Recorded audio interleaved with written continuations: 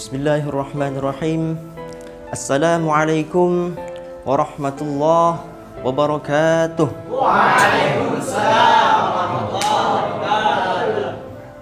Alhamdulillahi rabbil alamin wal aqibatu lil muttaqin wala udwana illa 'alal zalimin. Wassalatu wassalamu ala asyrafil anbiya'i wal mursalin sayyidina wa maulana Muhammadin wa ala alihi wa ashabihi ajma'in. Amma ba'du. Hadirin teman-teman yang dirahmati Allah,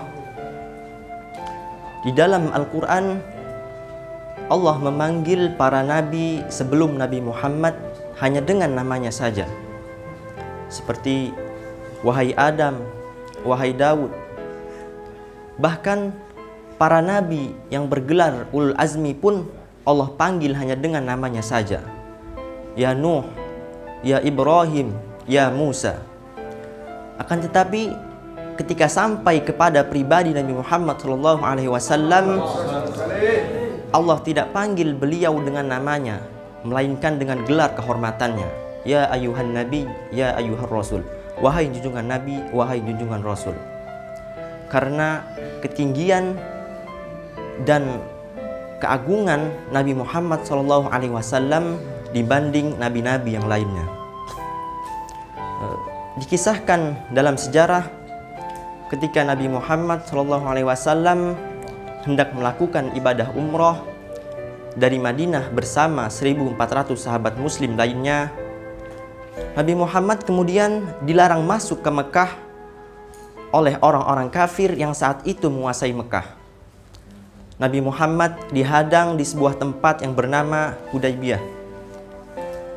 Maka karena Nabi niat awalnya hanya ingin melaksanakan ibadah umroh dan sama sekali tidak berniat untuk melakukan peperangan, kecuali jika beliau diserang terlebih dahulu, maka Nabi Muhammad melakukan perjanjian dengan orang-orang kafir yang saat itu dipimpin oleh Suhail bin Amr dan dari pihak Nabi dipimpin oleh Nabi Muhammad SAW sendiri. Maka terjadilah perjanjian Hudaybiyah tersebut yang poin-poinnya banyak merugikan umat Islam pada saat itu, sehingga Sayyidina Umar bin Khattab saat itu tidak menerima perjanjian itu dan lebih memilih untuk melakukan peperangan kepada orang-orang kafir tersebut, karena mereka sudah keterlaluan kepada Nabi Muhammad SAW. Karena beberapa poin dari isi perjanjian itu adalah umat muslim saat itu tidak diperbolehkan melakukan ibadah umroh pada tahun itu dan wajib kembali ke Madinah. Dan juga apabila ada orang-orang kafir yang menjadi muslim kemudian pergi ke Madinah, maka umat Islam di Madinah wajib mengembalikan orang tersebut ke Mekah. Namun apabila ada orang muslim yang menjadi musyrik kemudian pergi ke Mekah, maka orang-orang kafir Mekah tidak wajib mengembalikan orang itu ke Madinah. Oleh karena itu, para sahabat yang lain tidak setuju dengan adanya perjanjian ini dan lebih memilih untuk melakukan peperangan kepada orang kafir tersebut.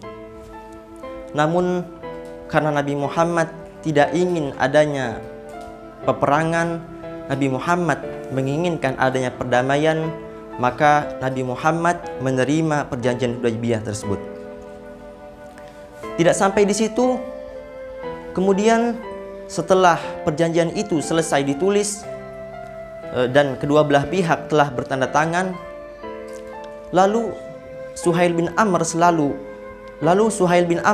selaku pemimpin dari orang kafir itu berkata kepada Nabi Muhammad, "Kalau aku meyakini bahwa engkau adalah utusan Allah, maka aku akan menjadi muslim.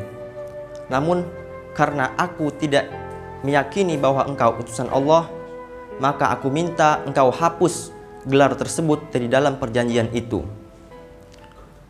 Maka kemudian Sayyidina Ali menolak permintaan dari Suhail bin Amr tersebut, karena Sayyidina Ali sangat mengagungkan Nabi Muhammad SAW.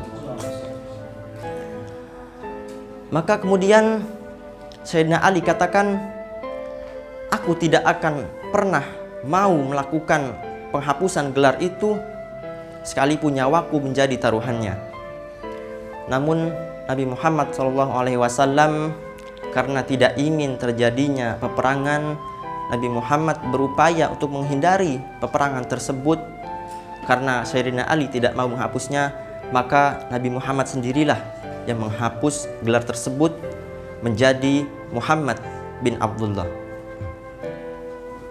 Maka inilah keagungan dari Nabi Muhammad SAW.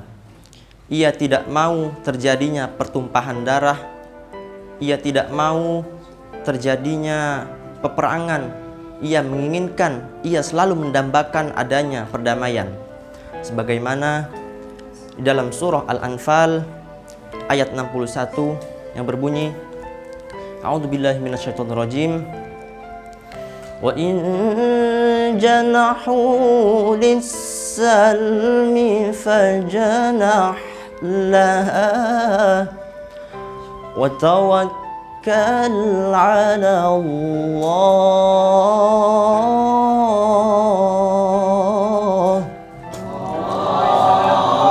Yang artinya, dan apabila mereka lebih condong pada perdamaian, maka ikutilah dan bertawakallah kepada Allah. Dan juga berkat dari keagungan Nabi Muhammad ini, yaitu putra dari Suhail bin Amr, saat itu juga bersyahadat masuk Islam karena menyaksikan kerendahan hati Nabi Muhammad SAW.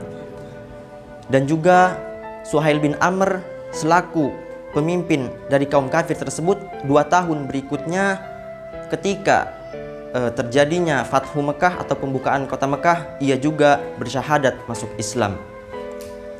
Maka kita bisa belajar dari peristiwa ini bahwasanya agar senantiasa selalu mengedepankan perdamaian meskipun banyak yang harus dikorbankan. Sallu ala Nabi Muhammad. Wabillahi taufiq wal hidayah. Wassalamualaikum warahmatullahi wabarakatuh.